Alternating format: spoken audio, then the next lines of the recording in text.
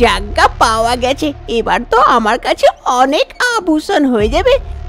আরে জায়গা সোনা পাওয়া গেছে, সোনাগুলো গলা গলা কেন? কিছু গন্ধ ছাড়ছে বিচ্ছিরি। ছি ছি ছি ছি ছি, আমি তো অশুদ্ধ হয়ে গেলাম, আমাকে তো এবার গঙ্গা চান করতে হবে। আরে ভায়া, একটু তাড়াতাড়ি তাড়াতাড়ি চলো। হ্যাঁ হ্যাঁ সাহেব, যাচ্ছি তো। আপনাকে কোথায় যাবার আছে? আরে ভায়া, আমাকে লোহা সিং এর বাড়ি যাবার আছে, আমার ছোট্টবেলাকার বন্ধু, তার সঙ্গে দেখা করতেই তো যাচ্ছি। ও, আপনাকে লোহা সিং এর বাড়ি যাবার আছে? আমি চিনি, চলুন আপনাকে নিয়ে যাচ্ছি। তাহলে তো আরো ভালো, চলো চলো তাড়াতাড়ি চলো। তারপর রিক্সাওয়ালা সেট করিমচন্দ্রকে গ্রামের রাস্তা দিয়ে লোহা সিং এর বাড়ি নিয়ে যায়। না সাহেব, চলে এলো লোহা সিং এর বাড়ি, এটাই হলো। ও, এটাই হলো লোহা সিং এর বাড়ি, ঠিক আছে, নামিয়ে দাও আমাকে এখানে। শেঠ করিমচন্দ্র সেখানে নেমে যায় লোহা সিং এর বাড়ির দরজায়। লোহা সিং আর করিমচন্দ্র দুজনে ছোটবেলার বন্ধু। করিমচন্দ্র শহরে গিয়ে বসে গিয়েছিল আর লোহা সিং গ্রামেই থাকতো, তাই এতদিন পর লোহা সিং এর সঙ্গে দেখা করতে এসেছিল। আরে লোহা সিং, লোহা সিং, কোথায় আছো? তাড়াতাড়ি বাইরে এসো, আমি করিম এসেছি। শেঠ করিমচন্দ্র লোহা সিং এর বাড়ির দরজা থেকে আওয়াজ লাগায়। অনেকক্ষণ আওয়াজ লাগাবার পর লোহা সিং তো আসে না, তার মেয়ে শোভা ঘর থেকে বাইরে আসে। হ্যাঁ বলুন কাকু, কাউকে খুঁজছিলেন? আরে বেটি, তুমি কে? আমি তো লোহা সিংকে ডাকছিলাম, আমি ওনার ছোটবেলার বন্ধু, তাই অনেক দিন থেকে দেখা হয়নি, তাই দেখা করতে চলে এলাম। ওকে একটু ডেকে দাও তো।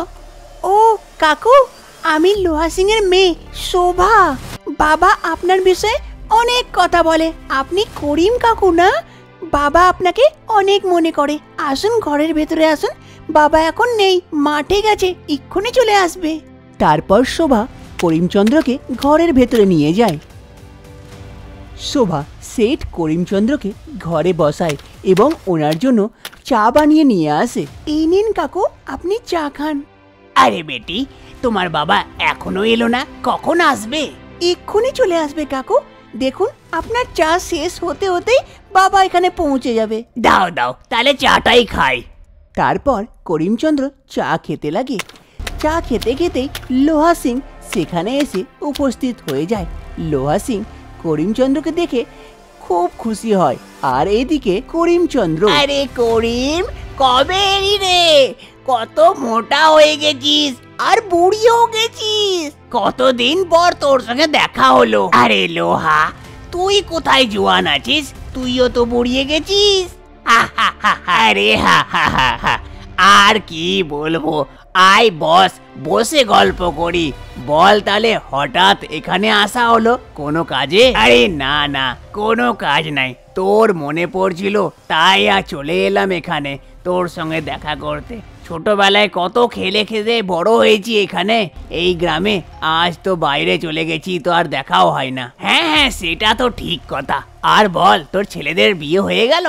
আরে না না, এখনো বিয়ে হয়নি, জোয়ান হয়ে গেছে, বিয়ের বয়স তো হয়ে গেছে, ভালো একটা মেয়ে খুঁজছি।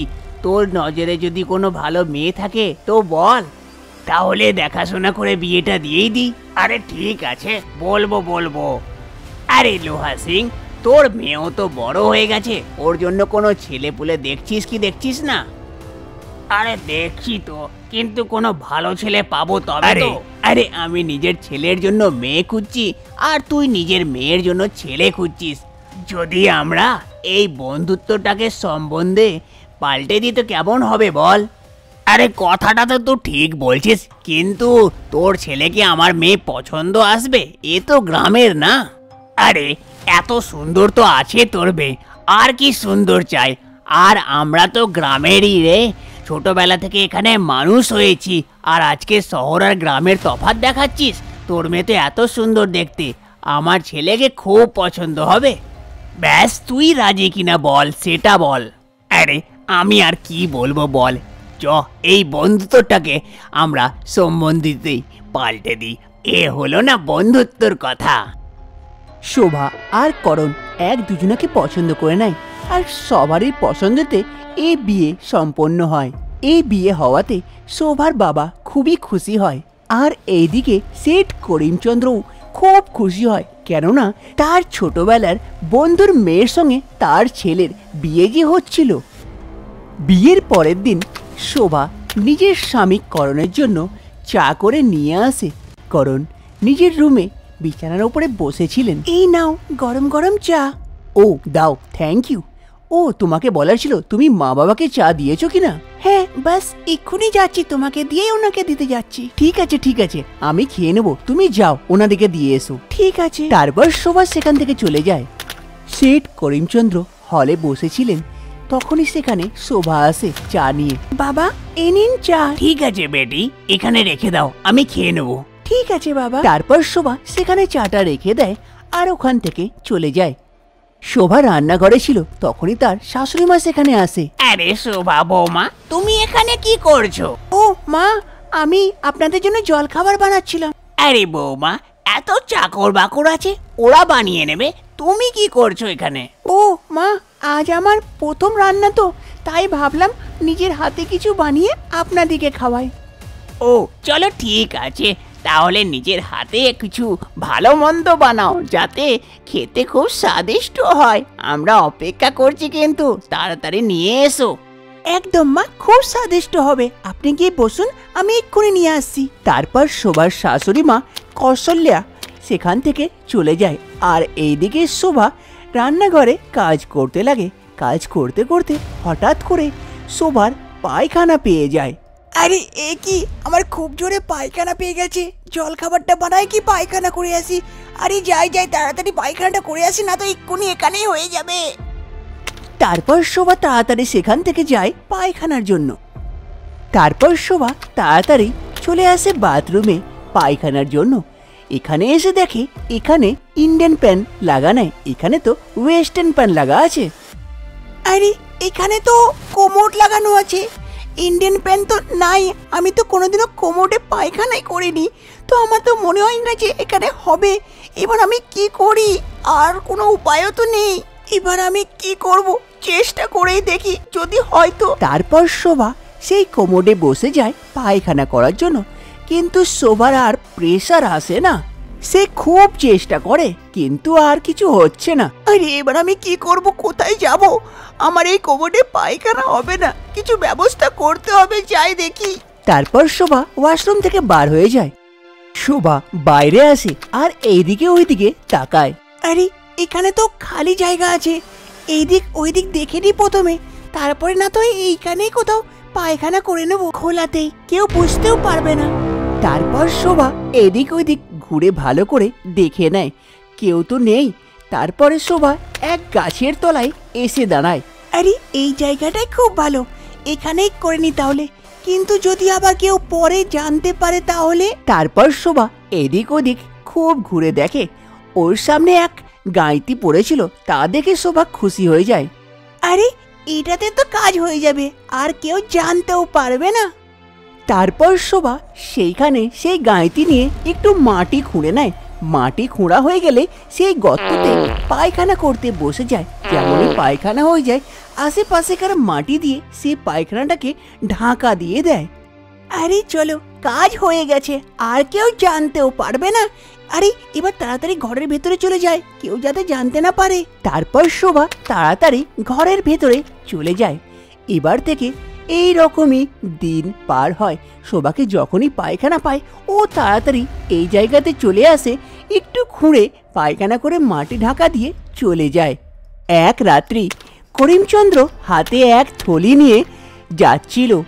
তার বউ কৌশল্যা করিমচন্দ্রের পেছন করছিল লুকিয়ে লুকিয়ে, যাতে করিমচন্দ্র জানতে না পারে।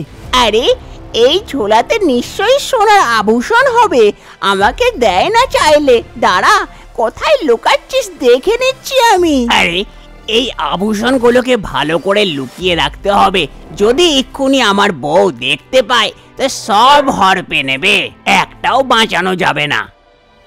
তারপর শেঠ করিমচন্দ্র এদিক ওদিক ভালো করে দেখে নেয়। তার বউ এক পিলারের পিছনে গিয়ে লুকিয়ে লুকিয়ে করিমচন্দ্রকে দেখছিল। আর তারপরে যখন পিলারের পিছন থেকে বার হয়, দেখে করিমচন্দ্র সামনে নেই। সে আর করিমচন্দ্রকে দেখতে পায় না। আরে ও কোথায় গেল? এক্ষুনি তো এখানেই ছিল, আবার মনে হচ্ছে এবারও হাত থেকে গেল।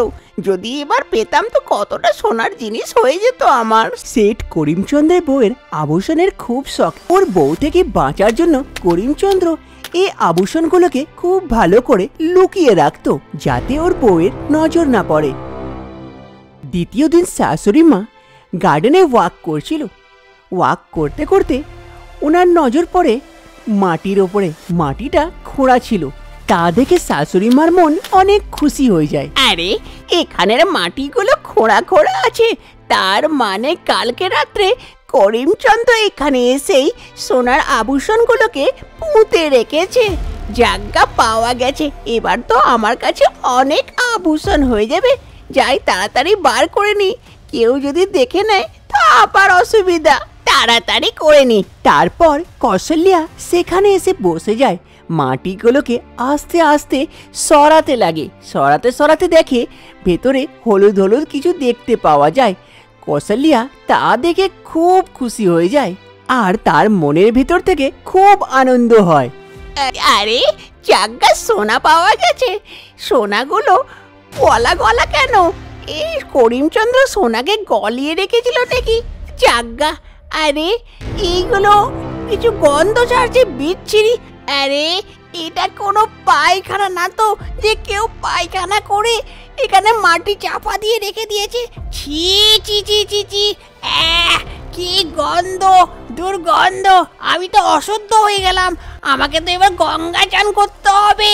তাঁরারে কে করেছে, ওকে ছাড়বো না। আরে, মনে হচ্ছে ঘরের চাকর বাকররাই করে রেখেছে।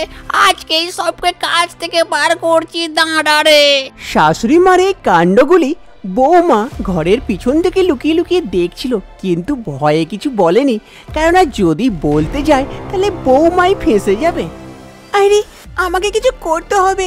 এখনই শাশুড়ি মাকে ঘরের চাকর বাকর দিকে যদি কাজ থেকে ছাড়িয়ে দেয় তাহলে ওদের কি হবে? ওদের তো কোনো দোষ নাই, কিন্তু আমিও যদি বলতে চাই তো আমিও ফেঁসে যাব। আমি আজকেই করণের সঙ্গে গিয়ে কথা বলি, না বললে ওদেরকে কাজ থেকে বার করে দেবে। আর শাশুড়ি মার যা রাগ, ও নিশ্চয়ই কিছু করবে, আমাকে কিছু করতেই হবে। সন্ধেবেলার সময় হচ্ছিল। শোভা আজকে অনেক টেনশনে ছিল, এদিক ওদিক ঘরের মধ্যে ঘোরাঘুরি করছিল। তখনই সেখানে করণ আসে। করণ শোভাকে এই হালতে দেখে জিজ্ঞেস করে, আরে শোভা, কি হয়েছে? তুমি এত টেনশনে? আরে করণ, আমাকে তোমার সঙ্গে অনেক ইম্পর্টেন্ট কথা বলার আছে, কিন্তু ভয় আছে কি তুমি রাগ করবে, আমার উপরে চেঁচামেচি করবে। আরে প্রথমে কথাটা তো বলো, তারপর দেখছি যে রাগ করি কি করি। তারপর শোভা আর না কিছু ভেবে করণকে সব কথা বলে দেয়। করণ এসব শুনে আশ্চর্য হয়ে যায়। আরে শোভা, তুমি পাগল পাগল হয়ে গেছো নাকি যে তুমি এই রকম কাজ করেছো? তোমার কোনো অসুবিধা হচ্ছিল তো আমাকে বলতে, আমি ইন্ডিয়ান প্যান লাগিয়ে দিতাম। তুমি এ কাণ্ড করে বসলে, এবার কি করে বুঝাই সবাইকে বলো তো? আরে করণ, আমাকে ক্ষমা করে দাও। আমাদের নতুন নতুন বিয়ে হয়েছিল, তো আমি তোমাকে বলতে অনেক খারাপ লাগছিল, এই জন্য আর কিছু বলিনি। আমাকে ক্ষমা করে দাও, আমার অনেক ভুল হয়ে গেছে। প্লিজ করণ, আমাকে ক্ষমা করে দাও, আমার অনেক বড় ভুল হয়ে গেছে। আর একটু শাশুড়ি মাকে বুঝিয়ে দাও যাতে ও ঘরের চাকর বাকর দিকে ঘর থেকে না তাড়িয়ে দেয়। করণ সবার সব কথা শুনে দিয়ে একটু ভাবে, তারপর বলে, ঠিক আছে, আমি দেখছি কি করা যায়। আর এবার থেকে যদি কোনো কথা হয় তো প্রথমে আমার সঙ্গে শেয়ার করবে, তারপরে কিছু করবে। দ্বিতীয় দিনই করণ শোভার জন্য একটা ইন্ডিয়ান প্যান বসিয়ে দেয়, যাতে আর শোভার কোনো অসুবিধা না হয়। আর শোভারও আর কোনো অসুবিধা হয় না। এবার শোভা ইন্ডিয়ান প্যানেই যায় পায়খানা করতে, আর বাইরে কোথাও করে না, আর সবারই সঙ্গে পরিবারজনের সঙ্গে খুশি খুশি থাকে।